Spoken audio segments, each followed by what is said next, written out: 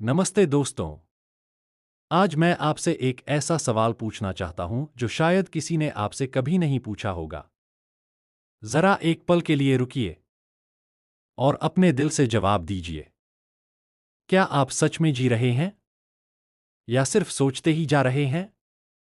अगर यह सवाल आपको थोड़ा असहज कर रहा है तो घबराइए मत, क्योंकि अक्सर सच ऐसे ही सामने आता है।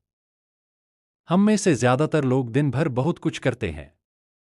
काम करते हैं, लोगों से मिलते हैं, फोन चलाते हैं, हंसते हैं, बातें करते हैं। लेकिन क्या हमने कभी महसूस किया है कि हमारा मन कहीं और भटक रहा होता है? हम सड़क पर चलते हैं, लेकिन हवा को महसूस नहीं करते। हम खाना खाते हैं, लेकिन उसका स्वाद नहीं लेते। हम दोस्तों से मिलते हैं, लेकिन मन कहीं और उलझा रहता है। और धीरे धीरे ऐसा लगता है जैसे हम जीवन नहीं जी रहे, बस अपने दिमाग के अंदर रह रहे हैं। एक मन की अनंत दौड़। एक शहर में अर्जुन नाम का एक युवक रहता था। अर्जुन बहुत मेहनती था।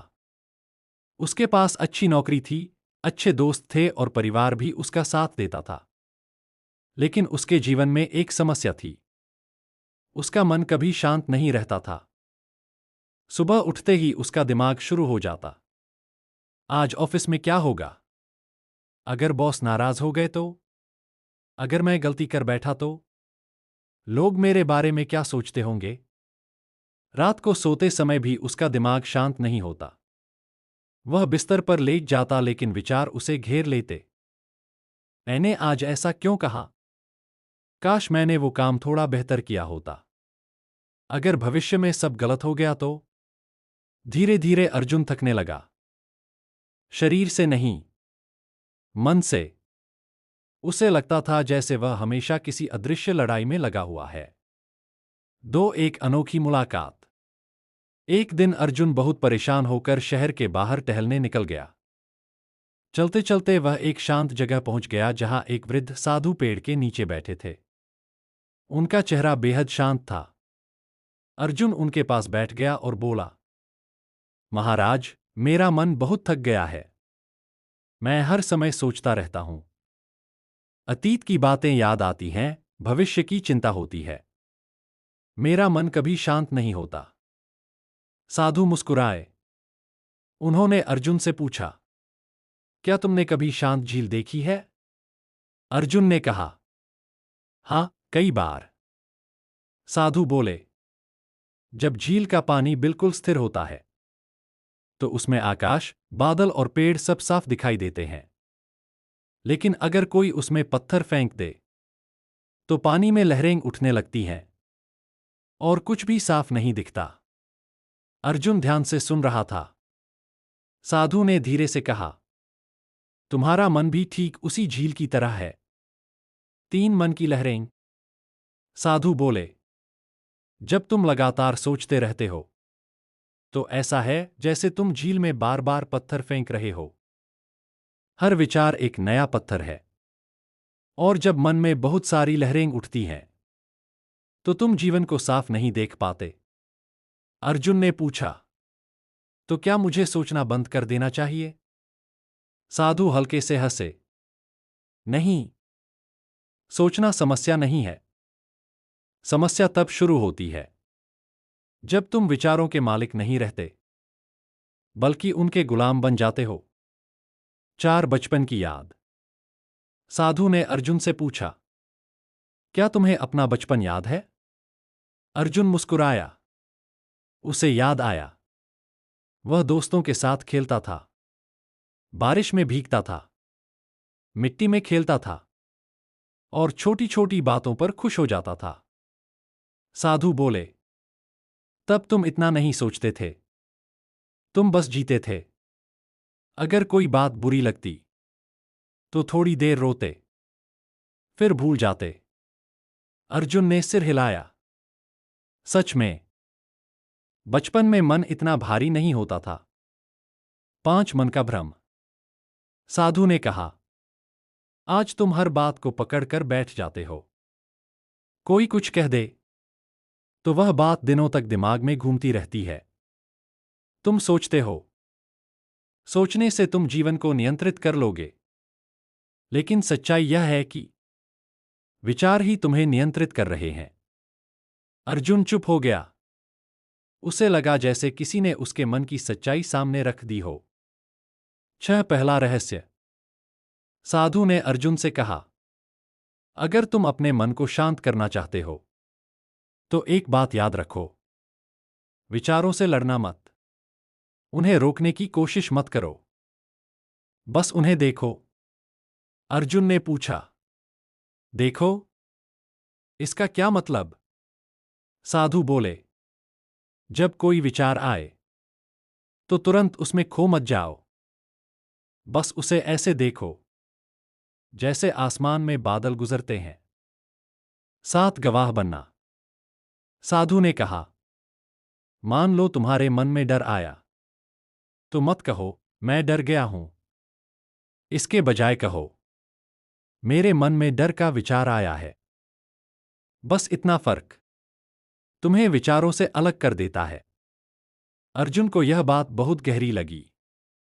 पहली बार उसे लगा कि शायद वह अपने विचार नहीं है। 8 अभ्यास की शुरुआत। साधु ने अर्जुन को एक छोटा सा अभ्यास दिया। उन्होंने कहा, हर दिन सिर्फ 5 मिनट बैठो, आंखें बंद करो और अपनी सांस को महसूस करो।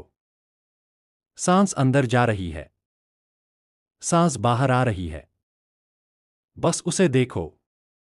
अगर कोई विचार आए तो उसे पकड़ो मत, उसे जाने दो।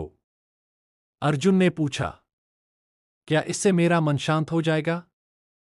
साधु ने मुस्कुराकर कहा, धीरे धीरे। मन एक जंगली घोड़े की तरह है। अगर तुम उसे समझोगे तो वह तुम्हारा सबसे बड़ा साथी बन जाएगा। यह सुनकर अर्जुन के मन में एक नई उम्मीद जागी।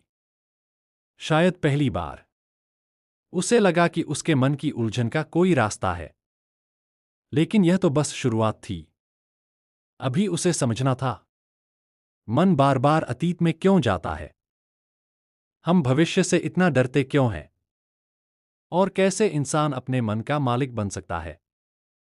और यही बात साधु उसे अगले दिन समझाने वाले थे। पिछले भाग में आपने देखा कि अर्जुन एक साधु से मिला था और उसे पहली बार समझ आया कि उसका मन ही उसकी सबसे बड़ी उलझन बन गया है। लेकिन कहानी यहीं खत्म नहीं होती। असल बदलाव अभी शुरू होना बाकी था। नौ मन क्यों भागता रहता है? अगले दिन अर्जुन फिर उसी पेड़ के नीचे पहुंचा। साधु पहले से ही वहां बैठे थे। अर्जुन ने पूछा, महाराज, मेरा मन इतना ज्यादा क्यों सोचता है? साधु ने पास पड़ी एक रस्सी उठाई और उसे जमीन पर रख दिया। फिर बोले, रात के अंधेरे में अगर कोई इस रस्सी को देखे तो उसे यह सांप लग सकती है। उस समय डर सच लगता है, लेकिन जैसे ही रोशनी आती है सच्चाई दिखाई देती है। अर्जुन समझ गया। साधु बोले, हमारे मन में भी ऐसा ही होता है। हम जो सोचते हैं वह हमेशा सच नहीं होता, लेकिन मन उसे इतना दोहराता है कि वह सच जैसा लगने लगता है। कल्पना की कैद। साधु ने अर्जुन से पूछा, क्या कभी ऐसा हुआ है कि किसी ने कुछ नहीं कहा, लेकिन तुमने मन ही मन कई बातें सोच लीं? अर्जुन तुरंत बोला, हां, बहुत बार। अगर कोई दोस्त फोन ना उठाए तो मैं सोचने लगता हूं कि शायद वह मुझसे नाराज है।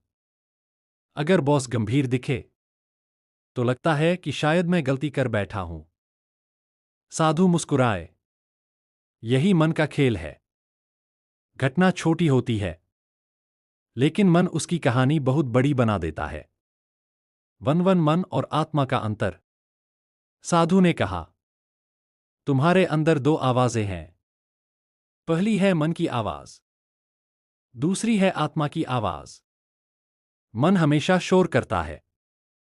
वह कहता है, अगर ऐसा हो गया तो, अगर वैसा हो गया तो, लोग क्या सोचेंगे? लेकिन आत्मा बहुत शांत होती है। वह धीरे से कहती है, सब ठीक है, इस पल में रहो।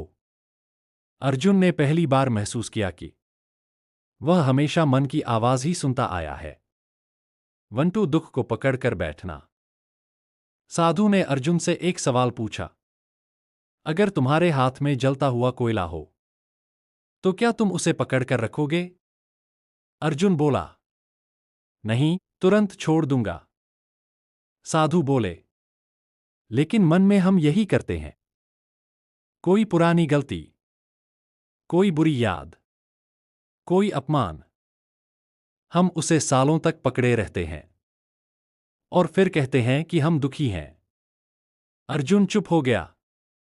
उसे महसूस हुआ कि वह भी कई पुरानी बातों को पकड़े बैठा है।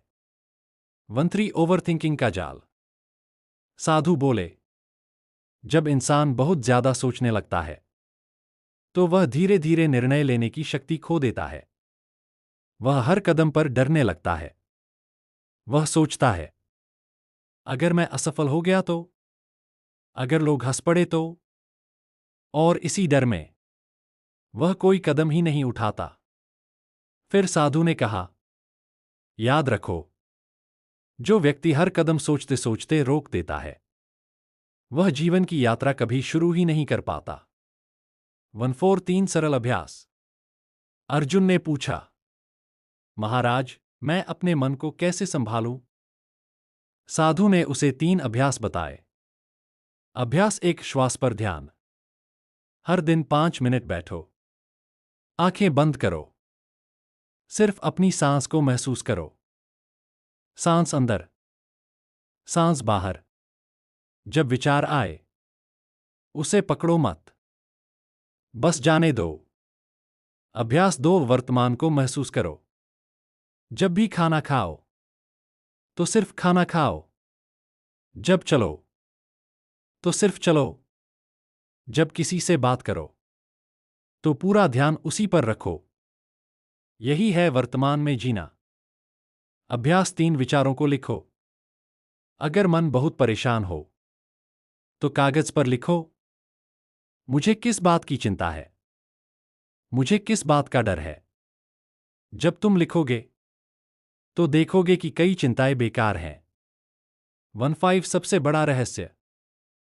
साधु ने अंत में अर्जुन से कहा, याद रखो, तुम अपने विचार नहीं हो, तुम वह हो जो विचारों को देख सकता है। यह सुनते ही अर्जुन के मन में जैसे रोशनी फैल गई। उसे पहली बार समझ आया कि वह अपने विचारों से अलग भी हो सकता है। 16 बदलाव की शुरुआत। अर्जुन ने उसी दिन से अभ्यास शुरू कर दिया। पहले पहले मन बहुत भटकता था, लेकिन धीरे धीरे वह शांत होने लगा। अब वह हर बात पर घंटों नहीं सोचता था। अगर कोई समस्या आती तो वह उसे देखता, समझता और आगे बढ़ जाता। उसका जीवन हल्का होने लगा। मोरल ऑफ द स्टोरी, कहानी से सीख। इस कहानी से हमें कई गहरी बातें समझ आती हैं। 1, हम अपने विचार नहीं हैं, विचार आते जाते रहते हैं। 2, ज्यादा सोचने से जीवन नहीं सुधरता, बल्कि जीवन का आनंद खत्म हो जाता है। 3, वर्तमान में जीना ही सच्ची शांति है। 4, मन को नियंत्रित करने का सबसे अच्छा तरीका है उसे देखना।